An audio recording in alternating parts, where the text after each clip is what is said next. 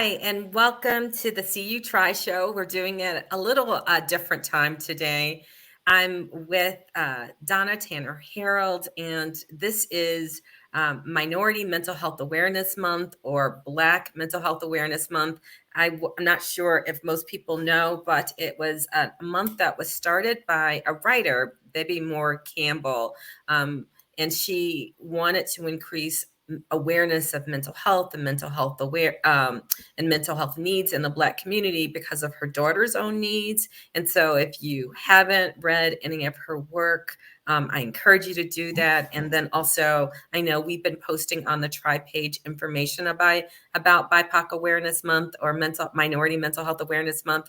But locally, there's been this great initiative, and I know some of you have heard about it, but I thought it would be a great opportunity to expand the conversation. So I have with me, before I keep going, I want to say that this is the See You Try show. We are working to make Champaign County a trauma and justice informed community. And so we've been doing that work, and we're able to do it thanks to the generous support of the Mental Health Board and local funders. And the views and the opinions of our guests are their own. Okay, that's the commercial. So I'm really, really, really fortunate to have Donna Tanner Harold with us. She's probably familiar to many of you, but I will let her introduce herself, and then I'll tell you a little bit about why I think like she's the perfect guest for this month's show. Thank you so much, Karen, for having me this morning. And I just want to say, just to start out, how much I appreciate all the work you've done, not just in trauma care, but just bringing an awareness to the different needs in our community, especially the Black community. You've done a lot of training, and I've been fortunate enough to train with you. You've trained a group of people that I've worked with in the past. And if you haven't participated in some of the things that she's done, most of it, this is a small commercial for her. She didn't ask me to do it, but I think it's really important to know that as a community, we have this really, really good training available pretty much to anybody that wants to have access to it. So I know it's on her website.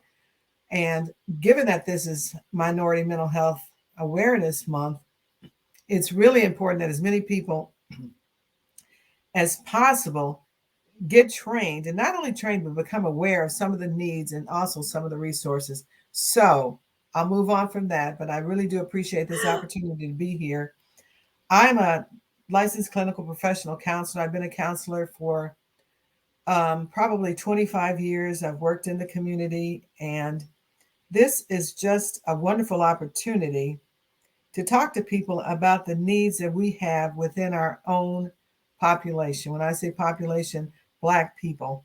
I am married. I grew up here, went to the University of Illinois. I have 4 adult children, 3 grandchildren, and I could say a lot, but that's not really why I'm here. So I want to just move on and talk about what we're talking about today.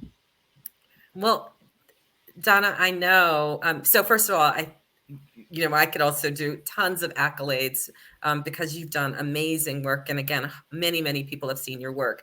What led me to this conversation is you've been, as a part of the coalition in the Race Relations Subcommittee, been doing really intentional work. And I also want to remind, if you're a guest and you want to put a comment or chat, or please do so. If you have any questions for us, we'd love to have questions. But now go back. So as a part of the Community Coalition's Race Relations Subcommittee, you started having these intentional conversations. And I don't know how that process happened, where you said, hey, we should start talking more intentionally about what is Black mental health. And you said that it came from you sort of bringing the conversation up, and then people really being confused about, or not really having a clear answer about what you were talking about. So bring me up to speed. How did this effort start, and how did you start engaging in conversations about Black mental health? I know about what your work has done, but it sounds like it's been really purposeful over the last year. Yeah, I'll talk a little bit about that because I think it's important to know that this was intentional and it's something that I just saw a need. I retired from Parkland College as a counselor last year, 2022. And over the years, especially since the pandemic, I really, or as a department in counseling support services, we saw an increase in Black students coming for our services. Before that, we had a steady stream, but nothing like after the pandemic. And I think during the pandemic, the increased isolation, the loneliness, the fears, the unknown really caused people to kind of look within and really start to deal with some of the things that they were going through, which was anxiety and depression. And so as people started to talk more about it, I thought we should maybe have a conversation about this a little bit in a bigger group, a larger group of people. And I took it to the coalition and I said, let's have something where we can, as a panel, as a group of professionals, mental health professionals, talk to people and have them ask questions. And so I organized a series of 3 Black mental health in the Black community sessions at Parkland. They were open to the community and they were well intended. And people came out and and it became more of a discussion than a presentation.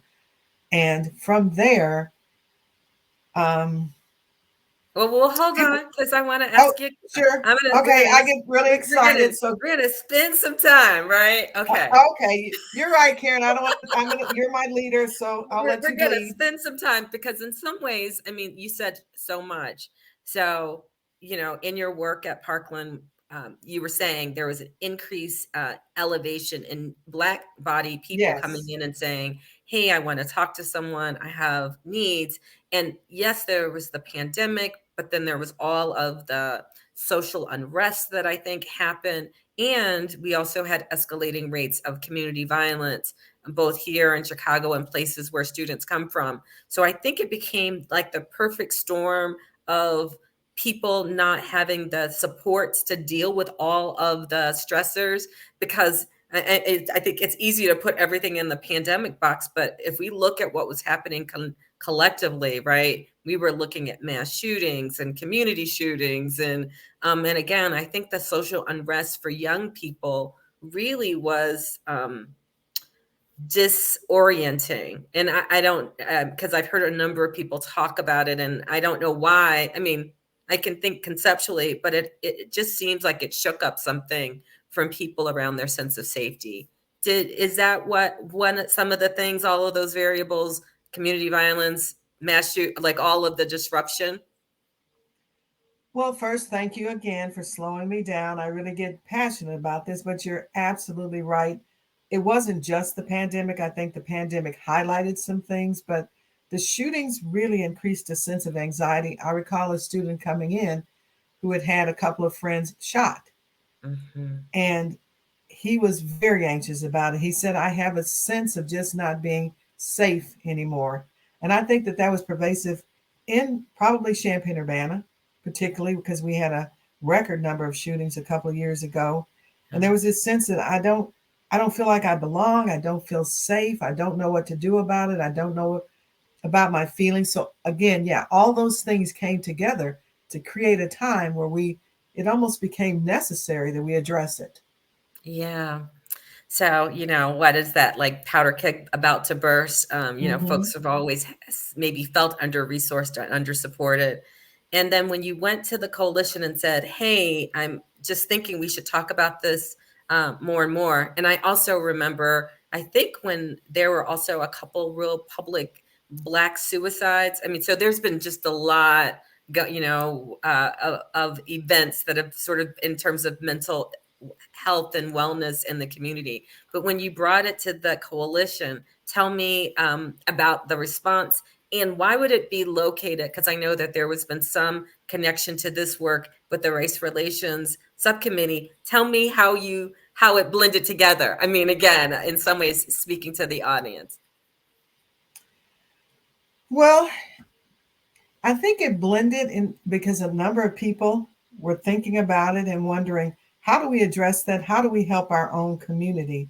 And the Race Subcommittee, we were talking about it in terms of this is not just a Black issue, but it's being highlighted among Black people. That you're right, there were a number of public, this was national suicides of Black people. And there was a sense, we've had this false sense of security.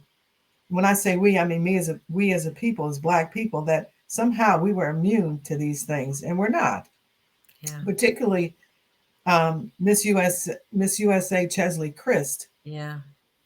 died by suicide in a very public, very, very tragic way. And so when I took it to the coalition and we talked about it, and we kind of brainstormed a little bit. What can we do? How do we get to people? How do we get this information to them? And I thought just one way, because there's no best way. There's not just one way, but I thought one way of doing it would be to have a kind of a panel and a presentation to talk about it, to give people information.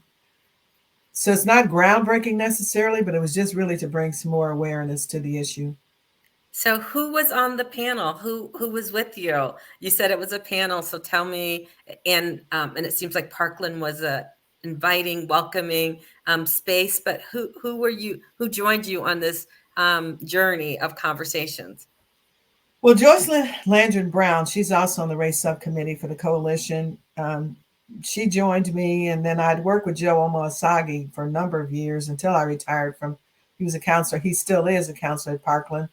And I'd approached, I think, a couple other people. Maybe they weren't available, or just not that they weren't interested. It was more that they weren't available. But those two were very available, very interested. And I wrote a presentation and put together I am not by any means very technologically, can't even say the word, literate, but a simple PowerPoint to just bring some visuals and some information and graphs. And they joined me, and we had 3 sessions. And yeah, Parkland was just great. They said anything that we can do to help.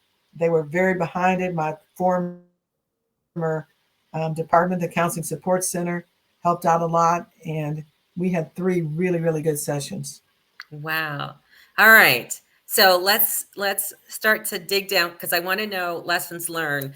But I know you and I had a conversation, and you said one of the things that really shocked you when you started having these dialogues was that people really didn't understand the difference between like mental health and mental illness or wellness. And so tell me a little bit about your experience, and then I want to make sure we answer that question of what is Black mental health?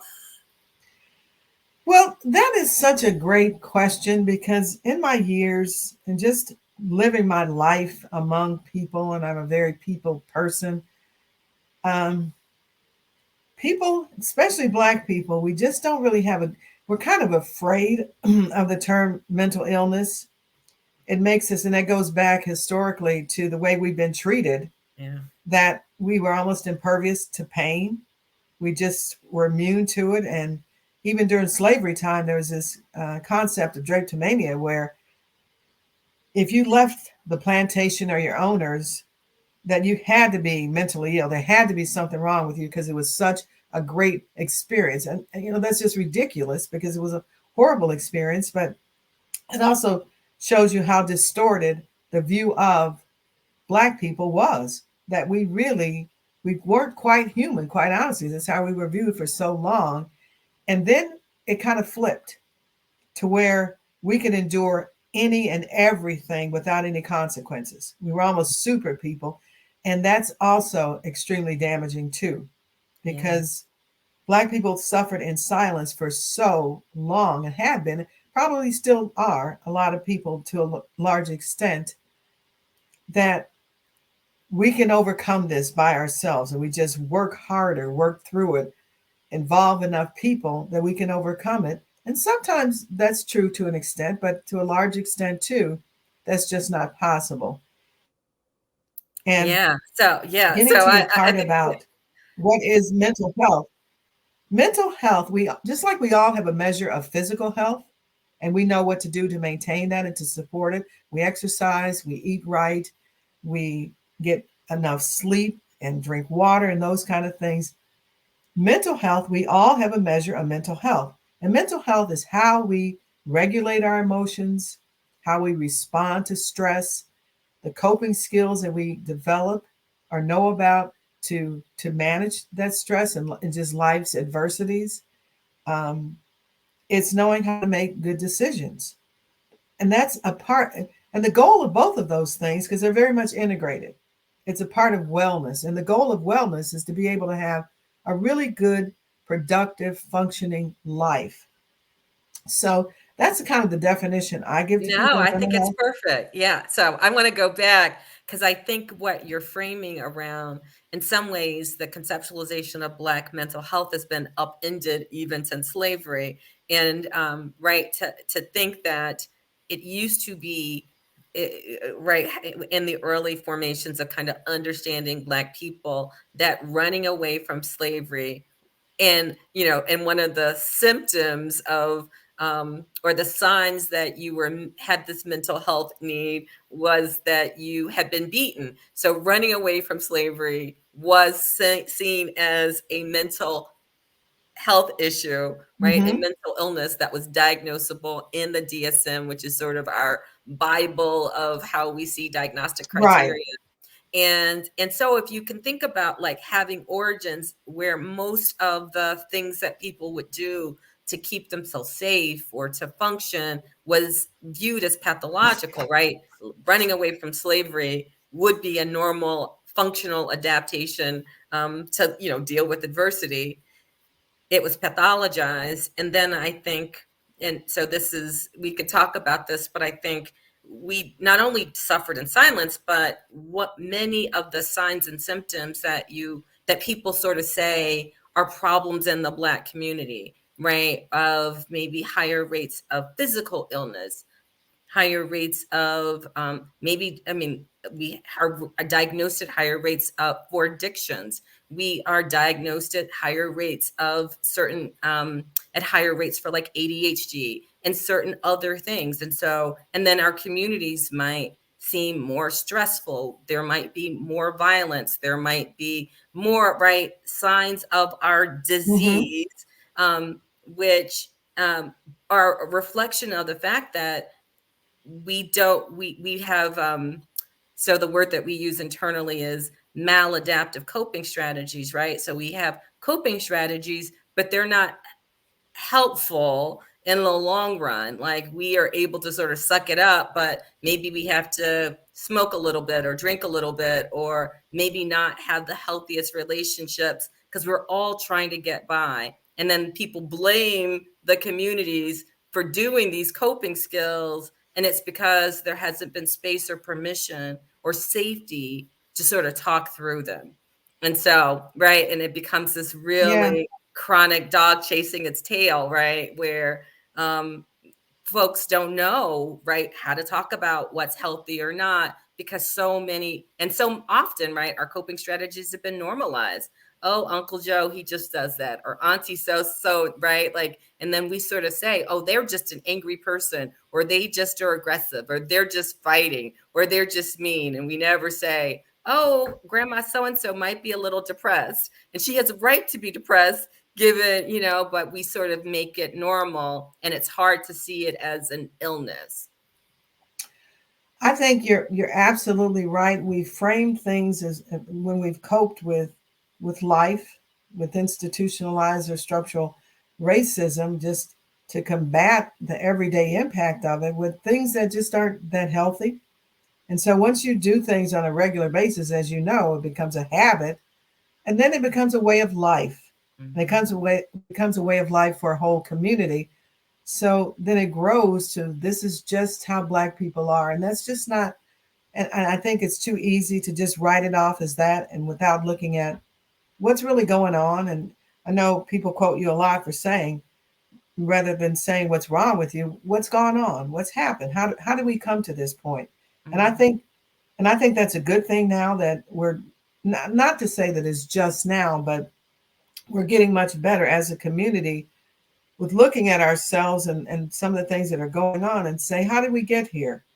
And not only how did we get here, but what can we do to make things better for our children, particularly for our children as they grow up and to become our next leaders and decision makers. But how can we make things healthier and for them to lead and to cope with the things that they're going through in a better way than we did? Yeah. And I know you have a heart and passion for children, but I just think across the lifespan. I do work with a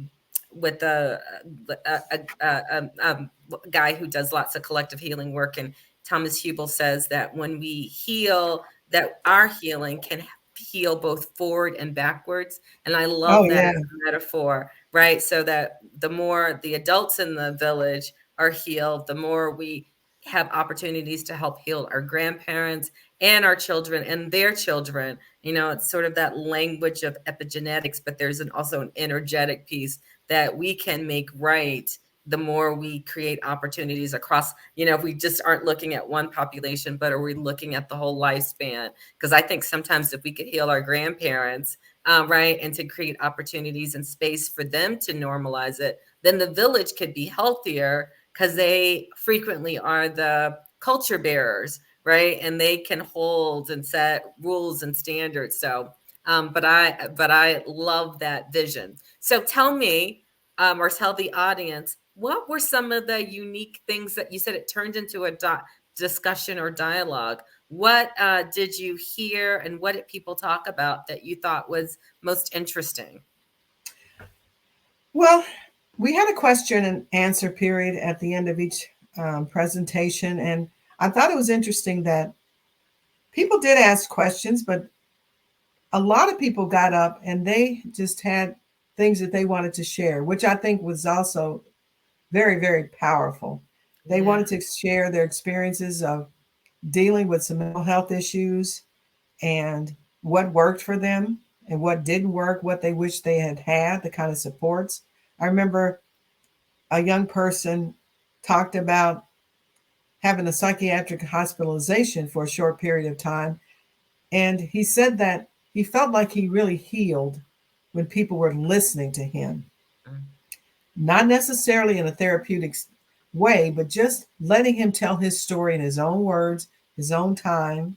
And I thought, and that sounds very simple, but that is so powerful because people really don't heal in isolation. They Yeah. heal best and they heal faster if they have the support of people that are genuinely concerned about their welfare, genuinely supportive of whatever they're going through without judgment, without blame.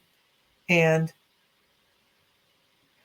that one was extremely powerful because I was telling our audience that everybody can become an active listener. Yeah. You've You done don't have that to be a training for counselor us. to really learn how Have to you come listen. back? Yes. To really be, because it's so powerful. Listening is just so healing and therapeutic because it gives people value. It says you're important enough for me to turn my entire attention to you. One thing I do want to comment on is something that you just said about um, generational healing. It's not just for our young people, but it's for our older people. And one of the things that I've learned, I'd say in the last couple of years, again, since the pandemic, was how much older people, and I'd say 65 on up, Yeah. really, really suffered. And Yeah. they tend to get less support and less kind of interest and awareness of the things that they're going through.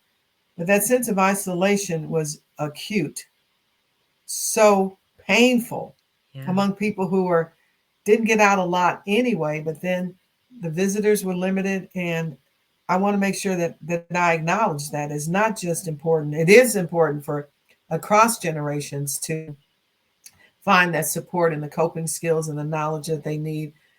And I don't want to leave out any group, especially the Yeah. elderly that are kind of maybe homebound or maybe have lost a lot of friends and are just dealing with the regular griefs and loss of life.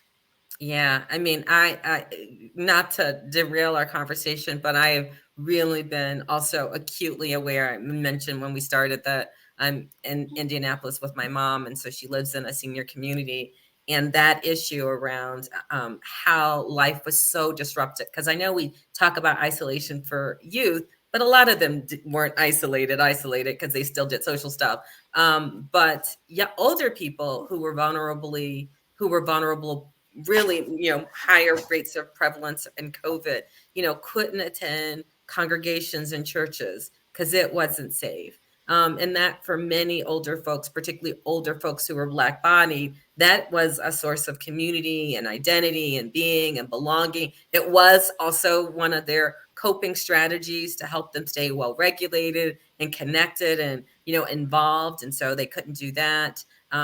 There were real health issues. So some people couldn't visit with grandkids because of health exposure. As we did that slow rollout of the vaccine, some people really couldn't. I mean, I know of grandparents who had to stand and, grandchildren were born and they had to be at the end of the driveway to sort of greet grandkids and couldn't connect with them. So it's all or not being involved in family gatherings because, cousin Bob wouldn't get vaccinated. It really, was this very disruptive piece. And many, again, as you said, particularly in Black communities where people are already felt unsafe and, tend to not get out and walk and sit on the porch and all of that. All of the sort of supports that used to exist for them really got minimized. And I don't think we've done, enough to to really articulate that. But then I also think that because people were isolated, there were more health issues. I know in my mom's building, people have died by themselves and people didn't find them. There have definitely been more addictions. And so I just, and these are people who frequently are the caregivers of grandkids. And so how do we think about the repairing the village? Because when we're talking about kids who have to stay with grandparents and grandparents aren't necessarily mentally well, it just makes the village so much more vulnerable. Absolutely true. I don't think I finished talking about it. I just want to address this just a bit. When does mental health issues turn to mental illness? If I could just speak to that just a little bit. Yeah. Because I was talking about coping skills and ability to make decisions, ability to kind of work through things. Well, there comes a point sometimes where mental illness, and it's the source of it, as you know, it's rooted in a lot of things, genetics, environment. But when things start to get so bad that you really can't function, you can't take care of your responsibilities, whether it's your job or your kids, or you can't get out of bed, or you're making really, really poor decisions on a regular basis. Lots of things are coming to a head where functioning is really getting difficult. It's time to seek professional help. Yeah.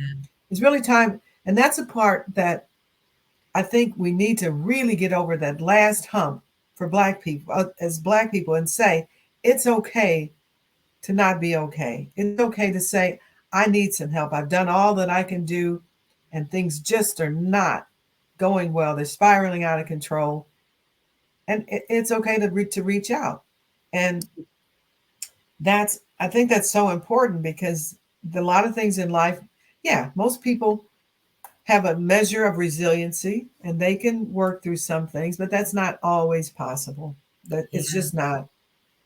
And that reaching out, it's so funny because I think that this is a cultural issue, and I know we're going to talk about the conference in a little bit, but you also, some people don't know where to reach out. So, I always say start off with your doctor and then they can help you navigate from there. But also, this is hard, and we could, again, have a whole session on this. Tell the truth. I don't know if you know something about, we historically, and if you look at the data around health equity or just health access, Black-bodied people tend to have a harder time navigating health systems, period, right? It's part of why there are uneven health outcomes. So part one. And our pain tends to not be heard, and our symptoms tend to be minimized. But I think sometimes, not always, I think sometimes we're really ignored, but I think sometimes we really minimize it, right? So we could be really, really sad not leaving the house, and the doctor says, how you doing? And you're like, oh, I've been having a couple down days. Well, if you're not a culturally specific or culturally responsive doctor, you may not probe or ask the right questions. And so, finding a way to tell the full truth, to be a little bit vulnerable. So, we could talk a little bit about how do you risk being seen and heard? Because sometimes I think we don't get to the right places because no one really knew that we were hurting, because we're so used to sucking it up or saying God will take care of it, or, and not that I'm not saying that God won't, but sometimes God also created or enabled or supported, this talking model that helps heal our brains and bodies. So if we're people of faith, Uh-huh. God allowed, that's how we're designed, that we do better if we have some sort of listening and healing. But I just think sometimes we don't make it easy for us to be heard. And so we end up suffering for a long time. And that's true. I remember at Parkland when I was seeing students for counseling, one of the first things I would say to them is, if I'm going to help you, I have to know what's going on. I have to know the whole story. You don't have to tell me the whole story today, but please be honest.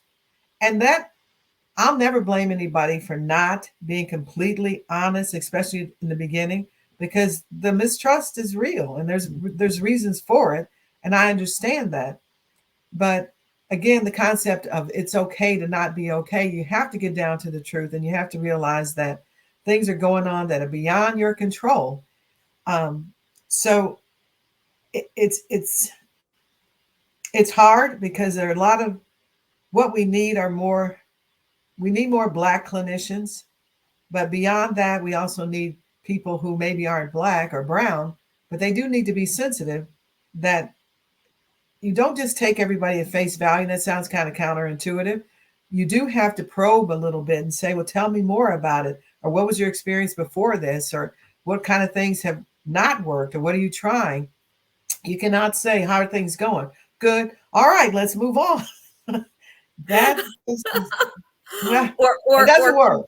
Yeah, or conversely, so this is what I hear. I get a chance to work with a few Black folks, and what I hear conversely is people tell this much of the story, and the clinician gets overwhelmed by like this much, like sort of test the water, and they'll say a little bit about what's going on, and then like I've heard so many people were like, and then the therapist started to cry, or they started getting stressed and anxious. Oh, well, yeah. And I was like, so people are like, oh, well, let me take care of you. And the last thing we want in cross-cultural or cross-racial therapy is for clients to be going, let me take care of my therapist, because the little bit of the story I told seems too overwhelming. So there are a lot of needs in the system, but we still, I know this is part of the heart and spirit around the Black mental health conference that I want you to speak on, but to let people know that it's a process like all things. And just because it doesn't work out with one person, I always tell women, if you went to a hairdresser and they did a bang up, they did an awful job, and who among us has not like had the bad haircut or the bad hairdresser? Very few people are like, I am never going to the hairdresser again because I went to a bad hairdresser. Most people are like, oh, that was a bad hairdresser. And then you go and find a better hairdresser, or you consult with people to find, or you ask a friend. But with therapy, people are like, well, that was a bad doctor, and I'm never going to go to therapy again because I had a bad counselor. And I was like, we don't do that with restaurants or food or shoes or any of that. So this is just like any other process. You just keep looking until you find your good fit. That's a great and funny analogy, because and accurate, because you don't give up. I've had horrible things done to my hair, but I think the thing that differs is that you recognize that there's a need. Okay, my hair has to be done. I have to eat, so I'm going to keep trying. And I think the recognition that the need for mental health treatment or care is not going to go away. I think that that's not quite as obvious as the need for, my hair really looks bad, I need to do something about it. And that sounds funny, but the point is that we do need to keep trying, because the need just doesn't go away and increases actually to where you feel a little bit desperate. And so we do need to continue to have better training when people are becoming counselors and therapists, in saying that this is not just something that you gloss over. You really have to, even if you become uncomfortable, that's part of your job, is to put away your discomfort and focus on the person in front of you to say, well, tell me more. There are things that I don't understand, but I want to understand. I want to kind of know, even if I can't put myself in your shoes, I want to understand what walking in your shoes is for you. And I think that that's the part where I really want to see people get to is that if you're going to be in this business of helping and caring for people, it's not going to be comfortable. There are Mm. people, Black students, that would come to me, and sometimes they would use slang, and I'd say, I don't know what those words mean.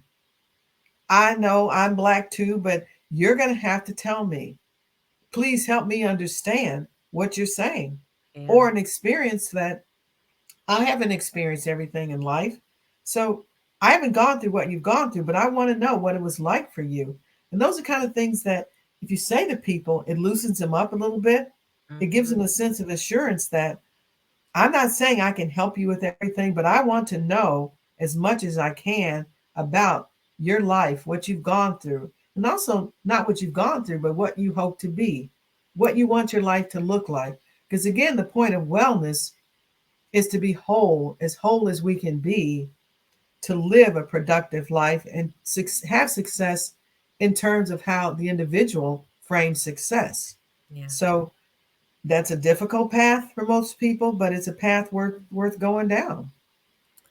I love, well, yeah, and first of all, I also love the sharing of some of the examples that you've had and witnessed, and you've been such a gift to the community and the students you've worked with and supported in modeling this. So maybe you get a chance to come into a few social work classes to talk about what the need and expectations are and should be.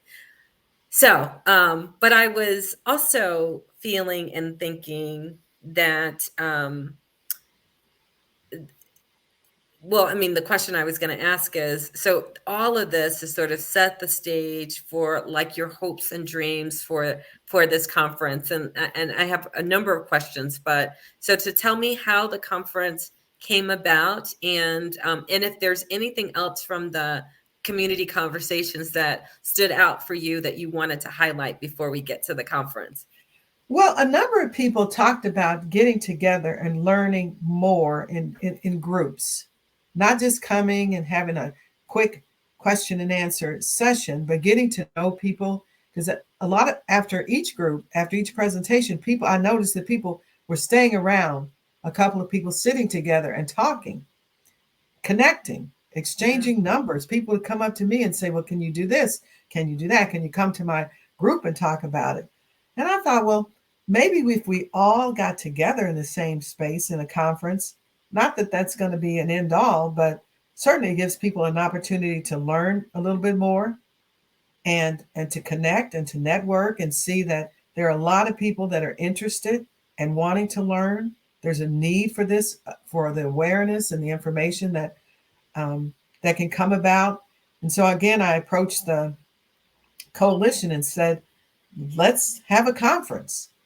And they said, well, tell me more. And I said, well, I'll tell you as I kind of figure it out. But all I know is I'd like to get together, have people come together and eat and connect with one another and learn. So the purpose, people have asked me a lot, what what do you hope to do, or who is your audience? And my audience really is anybody that wants to learn more about Black mental health issues, the challenges, about wellness, and have an opportunity to connect with people who are also interested and get together and build a kind of a community of people around this topic that we can continue. Now, I don't know if the conference will happen next year, but I do hope that by building these little networks and the communication that day, that we can have opportunities to maybe do different things, maybe get together once a month or so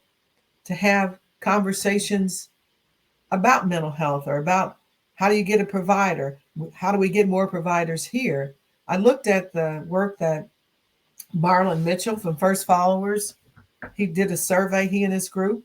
And one of the things that they pointed out that was really necessary that they thought should happen on a regular basis are what I think he called them mini conversations or mini connection groups. And I thought that's a wonderful idea. And that could be a logical outcome of this conference is for people to connect and say, how do we do more? How do we reach and provide these information as life changes? Because life changes all the times. Needs ebb and flow, and Resources come and go. Try has been consistent, but it's kind of rare. So that was kind of the impetus of the conference, and the outcome would be to just build a kind of a stronger connection of people who are interested in helping each other. Thank you. Thank you. So let's get to specifics. When is it? Where is it? How can people find out more information? So let's start off with the when. Okay, it's Saturday, so clear your calendars. It's Saturday, September the 30th at Parkland College. It's all day, 8 or 9, 2, 4 or 5. We're probably, I'll say 8 to 5. There will be breakfast. There will be lunch. It is free. So there's very few barriers. You can't say, well, I don't have time. I can't eat. Yes, we'll have food. And it's free. So there's no charge whatsoever. Now we are planning on offering, and I'm in the process of completing the application, CEUs, and there will be a small charge, but it's minimal. It's nothing great at all. And that will be for professionals who need the CEUs, continuing education units, for their license. That will be available. And parking is free. The key word is free. Really free. Absolutely free. The registration will probably be online, and it will probably be available starting August the 15th. Perfect. And you will see flyers and promotions about it. So look for it. Again, it's September the 30th on a Saturday.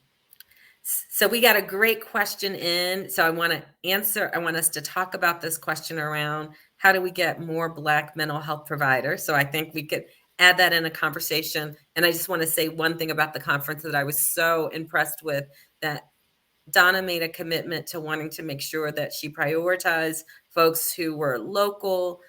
Because she wanted people, again, part of her commitment to continuing this work and to build a village or a network of people who could be in conversation was to make sure that the resources were embedded in the community. So you will see local folks with lots of subject matter expertise. I know frequently you're not an expert in your own backyard, but we have many experts in our backyards that we don't tap into. So I really appreciate that about what your vision was in their design.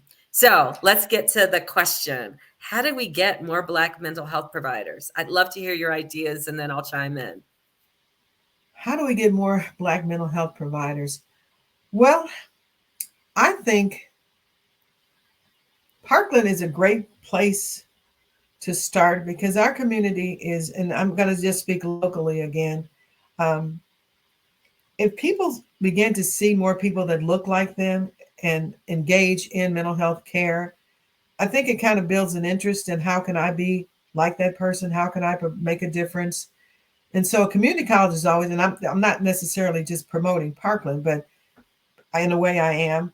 But if you start to see that is an option for you, and see that becoming a counselor, a therapist, a mental health professional is a good thing, and that you are capable of doing that, and understanding that it does take a lot of time and it takes a lot of skills, but you can develop those things over time. And I encourage people to consider becoming a counselor, a therapist as a career path. We've been kind of limited.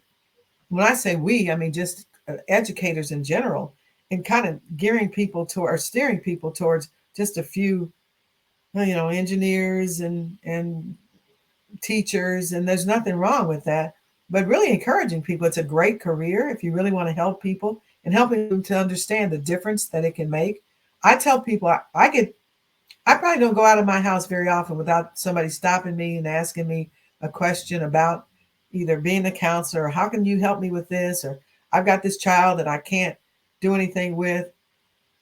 And I feel like I'm promoting this discipline too, encouraging people consider helping in that way, because there are a lot of young people, not just young people, I guess that I would say young people because that's who I've worked with most, who want to have a goal for their career, and it's a wonderful career. So I think it begins with just encouraging people to consider it and letting them know if you want to be a helper, if you enjoy being a helper and making a difference in somebody's life, this is a good path. You don't have to be a nurse, you don't have to be a doctor. This is another way of doing it. Yeah. One other quick thing is somehow we've got to impact counselor training. And I don't really know how that can happen rather other than just going and talking to colleges and universities, but making the training a little bit more culturally relevant and sensitive. Yeah. So I would ditto everything that you said, and to offer a couple things. I always say we know what to do. So just like we've had initiatives from elementary school or early childhood to older adulthood around retraining, around education, right, for teachers, we need to do the same thing, prioritizing this as a viable career for anybody. So if I have some expertise in HR or the military or whatever, and I'm looking to be retrained or recertified, to know that is a viable option. And in a world where people are freaking out about AI, this is not something, unfortunately, that you're ever going to be outsourced or a computer is ever going to be able to do. So, when we think about like trades and jobs, I think we've got to normalize it. I also think that what you talked about, the financial cost of it needs to be minimized. Going into human services or any social services cost you a lot. We require a lot, and there's not a lot of return in the investment. Biden's public interest student loan forgiveness is really, really a great option, but many people don't take advantage of it. So again, I think we have to have a full, comprehensive workforce strategy. And we've got to think about the whole continuum, because they're counselors, but they're peer supporters, they're recovery coaches, there are a variety. And in human services, we need accountants and bookkeepers, and just think about the whole spectrum that we need that makes for a healing centered community. And the last thing that I want to offer is that although we need to also work with schools, we need to work with licensing boards, because they have become so Absolutely. restrictive. Yeah, they've become so restrictive. So I know so many people who have all the paper but not the license because of the narrow funnel and all of the requirements. So how do we work with licensure boards so there's more reciprocity? We get people who are skilled and have the ability, get credit for time served. If I've worked at a congregation as a pastoral counselor, I might need a couple of extra classes, but I may not have to I might not have to do a whole 4-year program or meet, certain criteria. So I just think we need, just like every other initiative, particularly like education, we need to be really intentional about changing, right, having a workforce development strategy. I absolutely agree. And I think also reducing the stigma that there's only one way of doing it, that we Mm-hmm. can have levels, like you said, like in nursing, there are LPNs and then RNs and then bachelor's degree nurses. We could have levels where people could really make a difference and not have all the same educational background. Because skill is a lot of it, is a big piece in being a good counselor. Yeah. So I that was a phenomenal question. I mean, maybe that's one of the things that we think about is that, maybe a workforce development initiative, which would be so powerful. I know many years ago, people were looking at like people who work with youth and said we needed a whole workforce development strategy for people who were working at, Boys and Girls Club and after school programs. If you don't have people who understand youth development and they're not people representative of the youth, then there's always this mismatch. And so how do we help people understand that working in recreation, it's that whole human services that I feel like we're underrepresented at, so when you, walk into programs and you're like, where are, we need healing. Where are our people who, and we haven't prioritized it. So I think I got the question. Anything else we should say about the conference? I'm going to make sure yeah, okay. Yes, it said that there are lots of barriers to entry.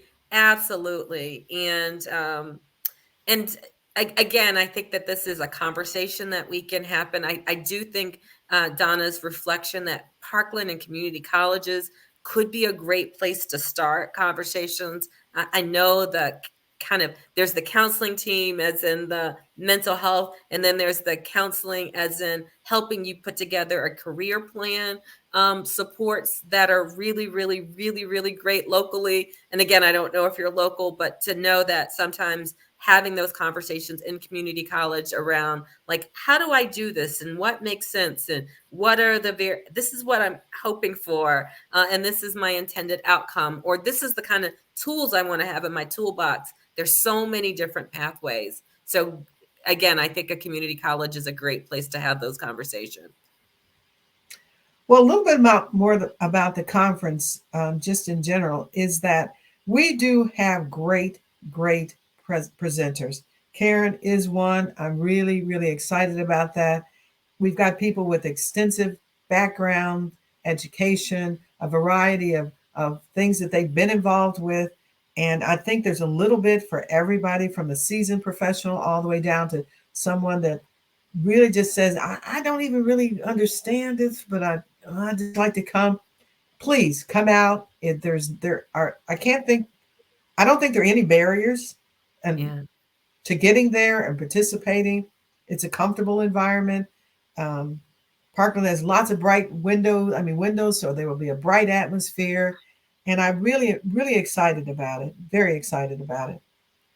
And you really have thought about everything. So there are topics from just understanding sort of what is mental health and what is mental illness, and expanding that to like mental health and wellness in the faith community, to, more complex issues like around grief and loss and racialized trauma. So it really, if you are curious about like these issues for yourself or a loved one, or it's related to work that you do, or people that, if you're an employer and it's related to staff that you have, because in this moment, I know employers are concerned about this. If you're, across the spectrum, I think there's literally something, as Donna said, for everybody. And this work continues, right? So I Yeah, know I do you've want got to the highlight conference. two. I want to highlight two. One is Karen's, because she did mention it, but she just sped past it pretty quickly. We're not ignoring the impact of racism and the connection between that and trauma and mental health and mental illness, because it very much is integrated. And I think hers will be just wonderful, really wonderful. And another one that I want to point out, and I'm not really doing this on purpose that one is any better than the other, but one of the things that I've heard is people have a hard time talking to family members and friends when they do want to offer support or they think something is a little bit amiss. And we do have a workshop on that, how to talk about different or difficult things in somebody's life. How do you support? And I think that is so important, because we all interact with friends and family on a daily basis. We come in contact, like Karen said, very early. Uncle Joe, who just has always acted odd, and we don't know what's wrong, and he seems angry, and we don't know how to support him. We don't also want to offend anybody, so we don't bring anything up, and life goes on. We're going to address that and things like that. And again, I think it's important that we have local people that you probably know, or that you've run into, or that maybe you've interacted with, and it gives you a greater sense of comfort.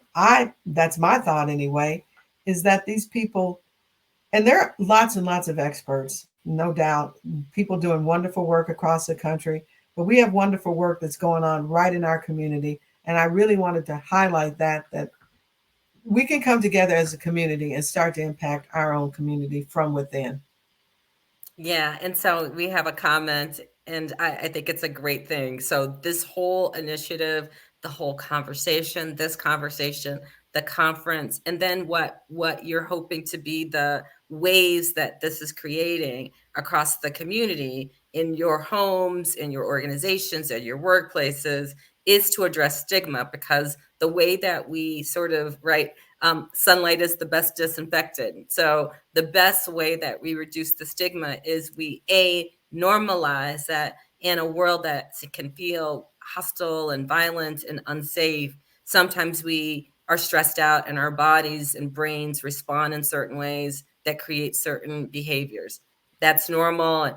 And it doesn't have to be that way. If things aren't working for you, if you feel like you can't become, and belong, if you're feeling unsafe, and that's a way that's chronic and not sustainable, if you're not having the full life that you're destined to have, there is support to help you get there. And it is not your fault, and it is not to blame, and it is not your destiny, that it can be better. Do you have any closing words? I think that that's what you're hoping for, right? Is these ways. Absolutely. Okay. Thank you, Karen, so much. And one of the things I like most about you is your sayings. I don't know where you get them from. I don't know if you make them up. You just said sunlight is the best disinfectant. And every time I talk to you, I think I get one more. I don't know. I know lots of old people. Okay.